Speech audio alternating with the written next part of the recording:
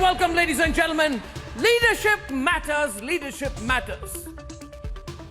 Yesterday, this was apparent when the Prime Minister joined the ISRO team on a live screen just before Chandrayaan-3 landed. It could have been a success or it could have been a failure, but it didn't matter for the Prime Minister. It didn't matter. The Prime Minister was there with his ISRO team in their most important time.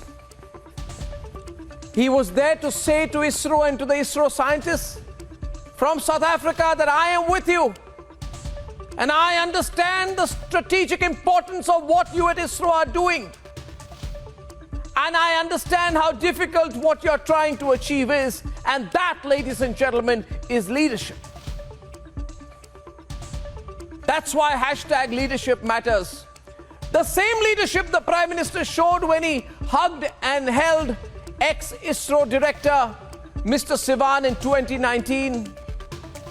And earlier today I was talking to Mr. Sivan and he said how good he felt with the Prime Minister's gesture, that when he broke down while saying goodbye to the Prime Minister after the unsuccessful landing of Chandrayaan-2, how good he felt.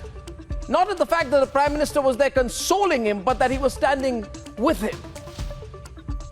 That he was standing with ISRO in its difficult time. That is leadership. That's why, ladies and gentlemen, hashtag leadership matters.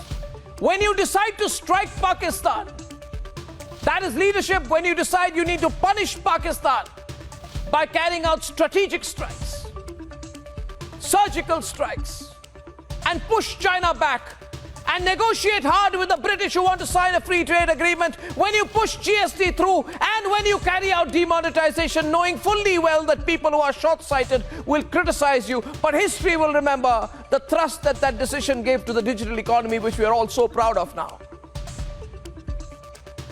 When you make deep structural changes to organize the economy and make it globally competitive, and when you stand shoulder to shoulder with every citizen and look every global leader eye to eye, and when across the world today when Indians travel, they hold their head up in pride, and we are looked upon as the next superpower. And that is why I say that instead of being squeamish about leadership and telling people, oh, why do we need a leader? The new trend among this woke brigade, why does India need a leader? How does leadership matter? We are all leaders, 75 of us. Instead of downplaying the importance of leadership, we should emphasize leadership. We should understand that it is in our supreme national interest to emphasize leadership and to make it clear that Lutyens media apart, national elections all over the world are about who will be the leader. And I see no reason, and no sensible Indian can see any reason, why a nation of 1.4 billion people should be told by some short-sighted leaders that none among them can stand out and be the leader.